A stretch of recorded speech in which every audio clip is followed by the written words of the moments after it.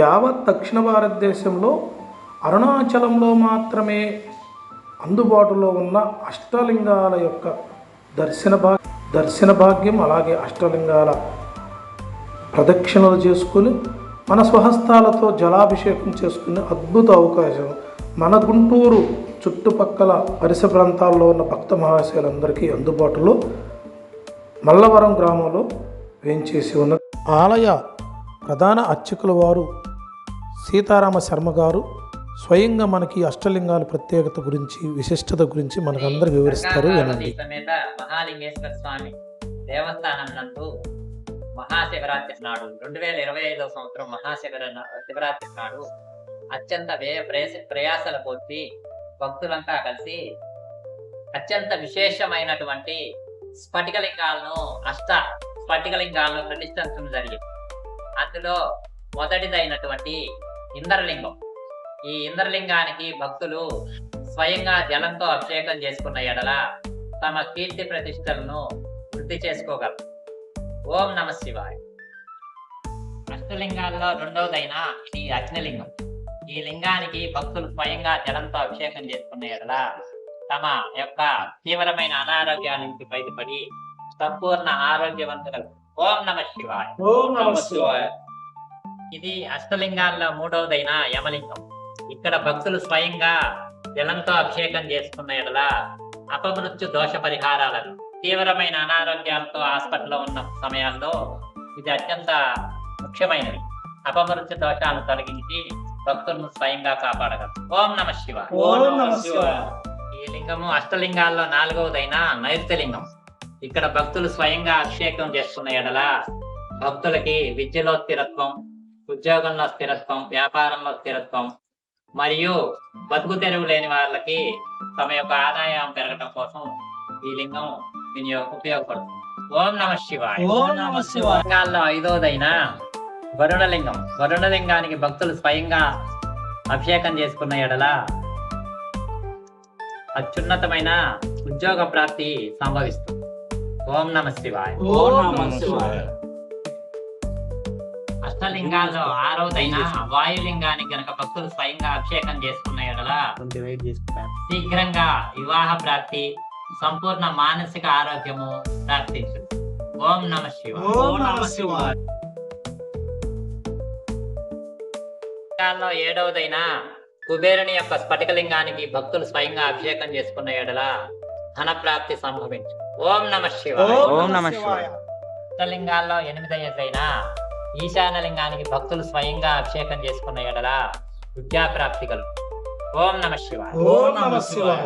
పరం గ్రామంలో వేంచేసి ఉన్న శ్రీ గంగా పార్వతీ సమేత మహాలింగేశ్వర స్వామి దేవస్థానం నందు ఈ అష్టలింగాలు అనేది విశేషంగా స్ఫటికలింగాలు ప్రతిష్టలు జరిగినాయి కావున భక్తులు స్వయంగా అభిషేకం చేసుకోవడానికి ఇక్కడ అవకాశం కలదు.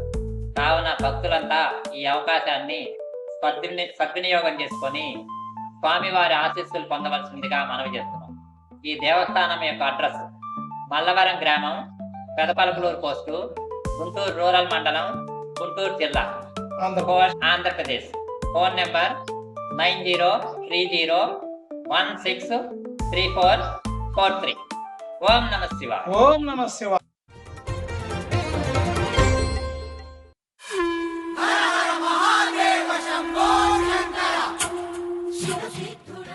శ్రీ గంగా పార్వతీ సమేత మహాలింగేశ్వర స్వామి దేవస్థానం మల్లవరం, గుంటూరు జిల్లా. ఈ దేవస్థానంలో వేంచేసి ఉన్న శ్రీ గంగా పార్వతీ సమేత మహాలింగేశ్వర స్వామి వారి మూర్తి అత్యంత పురాతనమైనది. ఈ గుడి కట్టి సుమారు 2000 సంవత్సరాల క్రితందని పెద్దలు చెబుతున్నారు. ఇది బ్రహ్మసూత్ర లింగం. బ్రహ్మసూత్ర లింగం అంటే ఇలా లింగానికి ఇలా గీత వస్తా ఉంటారు. ఇలా వచ్చేదాన్ని బ్రహ్మసూత్ర లింగం అంటారు. ఈ చుట్టుపక్కల గ్రామాల్లో బ్రహ్మసూత్ర లింగం ఎక్కడా లేదు. అత్యంత విశేషమైనది.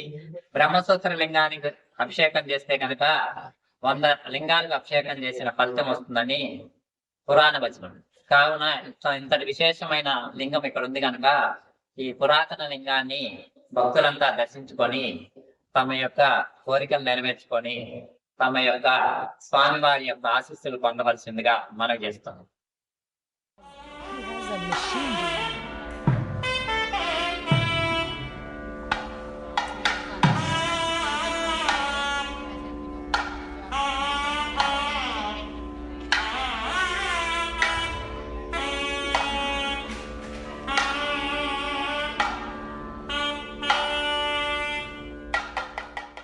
మల్లవరం గ్రామంలో మహాలింగేశ్వర స్వామి వారి దేవస్థానంలో వేంచేసి ఉన్న శ్రీ శ్రీ శ్రీ నాగమల్లేశ్వర స్వామి వారి లింగం.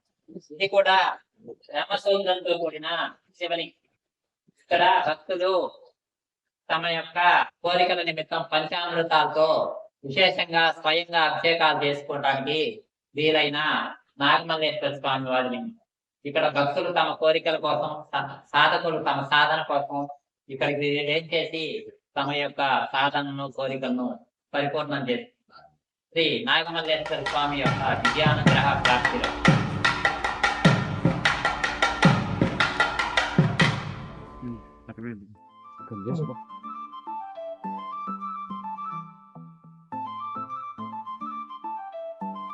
మల్లవరం గ్రామంలో వేంచేసి ఉన్న శ్రీ గంగా పార్వతీ సమేత మహాలింగేశ్వర స్వామి వారి దేవస్థానం వెనకాల మల్లవరం గ్రామంలో కొండ మీద వేంచేసి ఉన్న గంగమ్మ తల్లి మెట్ల నిర్మాణం భక్తుల యొక్క విశేషమైన సహాయ సహకారాలతో కొంత భాగం పూర్తయింది.